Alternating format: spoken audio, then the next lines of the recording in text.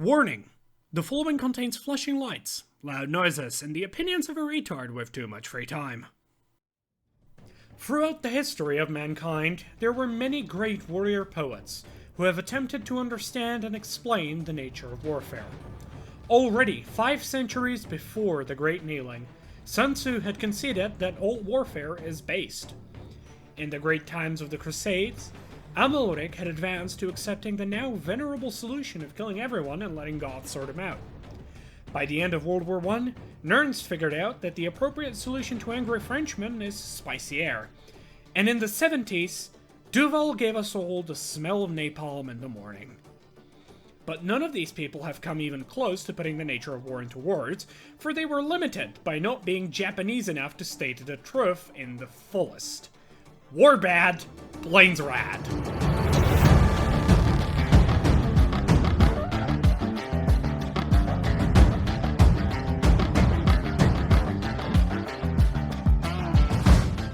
Hi, my name is Lager, and Project Wingman is a combat flight simulator game and thus the 9th installment in the world-famous Ace Combat series. I'm aware that isn't something you'd expect me to say with a straight face, but there comes a point in every man's life where he has to accept the facts for what they are.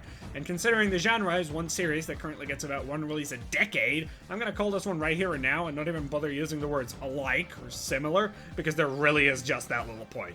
For those of you uninitiated, Ace Combat is a video game series all about flying really cool modern fighter jets without trivial constraints like the human body containing blood, or said blood being necessary for continued brain function, ever coming anywhere close to being considered.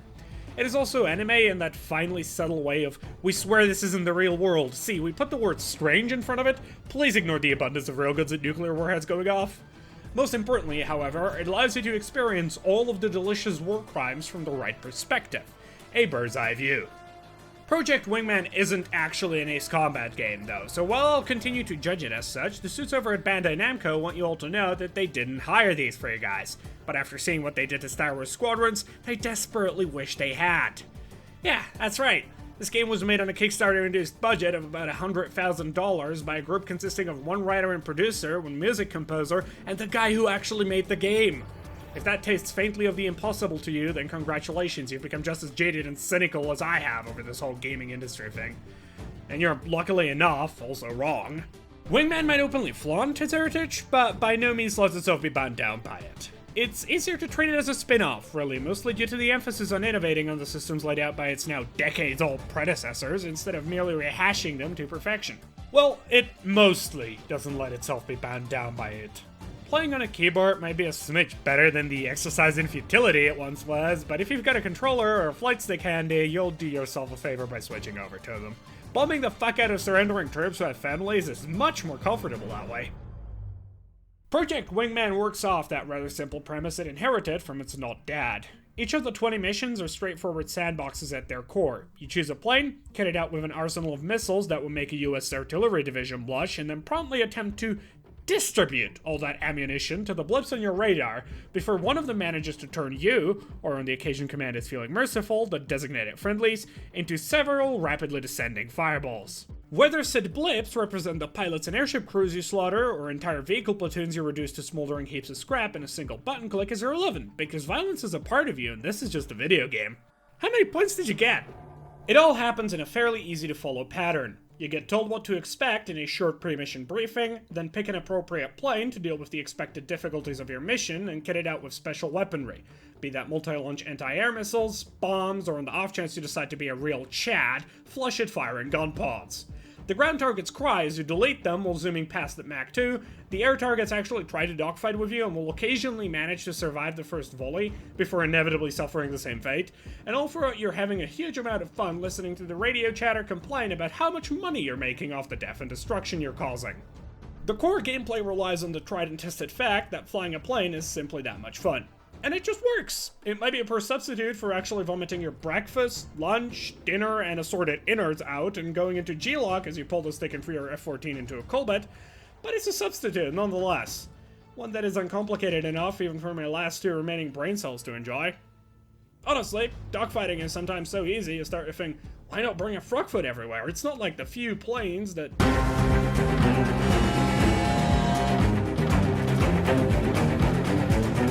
Right. Despite being an Ace Combat game, Project Wingman is far less afraid to own the fact that you'll be taking on bosses. The new holy grail of game design is apparently embracing the fact you're doing something gamey because time is a circle. Or a spiral, I haven't decided yet. While the standard enemies fare poorly, even against objectively inferior planes, there is a serious challenge involved in taking out the members of named squadrons. Not only are the bastards much smarter and don't share the reaction times of American Counter-Strike players with their lesser compatriots, they also pack fancy fucking planes full of all kinds of bells and whistles.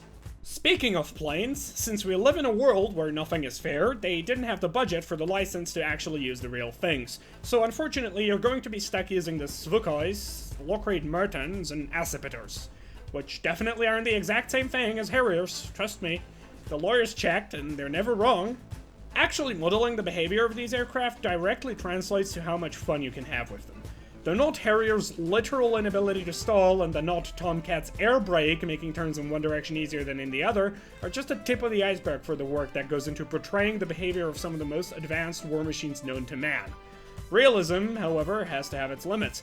Not having to worry about such minor details as fuel consumption or ammo capacity is not actually a betrayal of everything airplanes ever stood for, regardless of what the Russian sources of "dude, trust me" would have you believe. Unfortunately, the enemies you're fighting are an actual military, so they usually get their hands on more advanced planes well ahead of you, which means you'll be the underdog for more often than you expect. The experimental planes...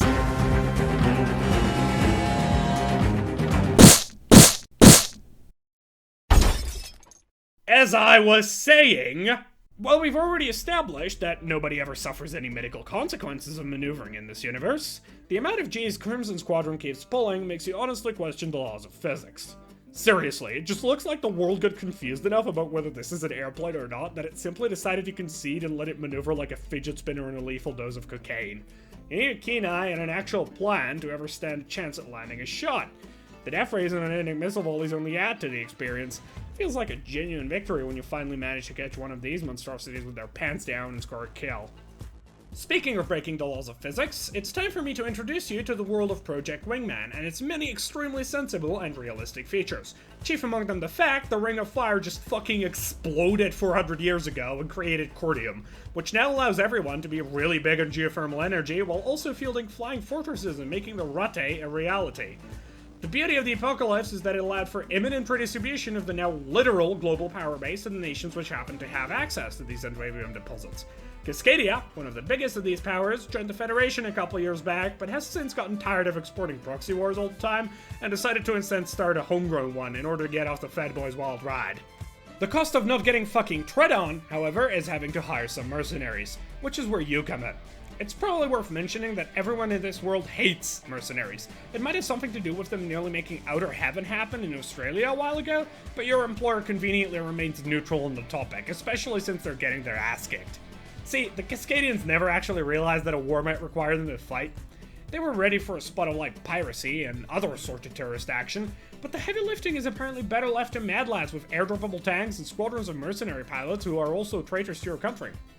Further proof of the Cascadians' lack of preparation can be found in the fact they actually named a city Prospero, which unsurprisingly insulted the Dust Mother and caused the world to conspire to burn the place down. Punctuate with Ace Combat, Rhodesian War, and other assorted references for good measure. And you're golden. As you can probably tell already, the writing in this game isn't exactly Shakespeare. It's more than competent enough, though, and the fact that the story is told through radio chatter and briefings helps cover up much of the underlying insanity. The voice actors are also surprisingly pretty fucking great, even if some of them are very obviously straight off the Discord. You complaining we're about to be overrun? Those Rocketties, how can we trust them? The core casts aren't, however, so you get to listen to some actual professionals who know... Eat my ass, Galaxy. Okay, yeah, we're gonna have to talk about that. One of the many fields of expertise that one has to attain mastery of in order to review Japanese games is waifu economics, the study of the comparative value of waifus and the application of said value to one's advantage in real-life scenarios. Whatever you say about the mad lad who wrote this game, know this. The man is an expert in the art of waifu economics because he had the brains to put a tomboy in your back seat. Fine, Monarch. I guess you are my little PogChamp. Come here. This move alone has spawned a following for the game which numbers in the thousands, and all of them are propagating Project Wingman further by making increasingly inappropriate art of a character that doesn't even have a face. This is all helped by the fact that the VA casting must have been done with some pretty specific conditions in mind, because I simply refuse to accept as coincidence that Prez's voice actress is a weeb, Galaxy is voiced by a doomer, fucking Matt Shipman voices Ronan, and Wild Boar, and last but oh so certainly not least, the guy who managed this breakdown? You think we asked specifically to fight you? You think I care so much to keep fighting you? You're wild dogs, of course. Shut up! Just shut up! Quiet! Don't talk! I don't care! Is also a fucking memester. The voice acting and the roaring of jet engines aren't the only components of the audiophile experience, however, and thank the gods for that, because a good soundtrack is integral to any Ace Combat experience. You've been listening to Jose Pablo's work this entire time, and if you haven't tried to tune out my voice in an attempt to discern the beats of the music by now, you're probably a fucking sociopath with no taste. And what you've been listening to? That's nothing compared to the hardest this game goes.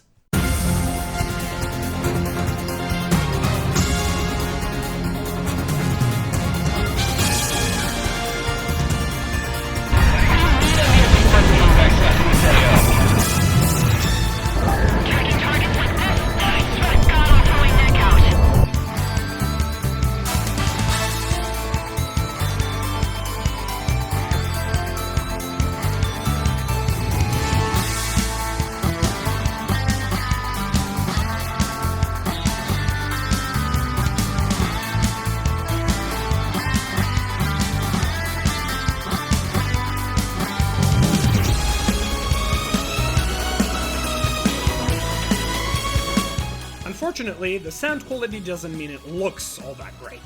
This game was designed by one guy with a nanofiber budget, and that means you simply can't have everything. In this case, the designated sacrifice is the visuals. Well, maybe that's overstating it a little. The game looks just fine a solid 80% of the time, bar some occasional glitches with certain visual effects, and the planes are lovingly crafted, but there is one ongoing problem: the color palette. See, the game is mostly green, blue, and gray, the customary colors of landscapes in the Northern Hemisphere, supplemented with some whites and reds. However, as this was made by an Australian, they made the decision of adding the customary color of the Outback into the mix: orange. The railguns? Orange. The magma? Orange. The hand-waving engine trails? Orange. The Vietnam reenactments? Orange. The fucking nuclear volcanic apocalypse? You guessed it. Orange. I mean, it's not even like it's just a one-off thing. Between the bloom the developers had to immediately turn down mere weeks after release, and the HUD being under a distortion effect for no good reason for a good bit of the game, it ends up looking inadequate every time a larger amount of orange comes on screen. And that's a damn shame, because the coolest boss fights happen against a retina-burning backdrop of orange, punctuated by railgun shots made of slightly paler orange, and then you get fucking shot down because tracking anything in this literal hellscape is more difficult than outmaneuvering this physics-defying motherfucker. What is that? What the fuck is that? Woe to the souls that played this in VR, but if we're being honest, that's just the price paid for the team being only 3 men strong. One shitty color palette mistake is nothing compared to the amount of effort, competence, love, and care put into this whole thing. And that should give you hope, because it means that there are still people out there who make games because they enjoy making games. And that is some desperately needed good news when you think about how many awful clusterfucks and cash grabs dominate the market right now, and how everyone's backlogs are getting shorter now that we are no longer legally obliged to leave the house. So, maybe go buy the game and play it through, and maybe after you're done, post a Tomboy Wizzo meme or free on your favorite Discord server, and tell your friends why you're doing it when they inevitably call you a weeaboo. Because this is how we save gaming, guys. I swear. It'll work this time.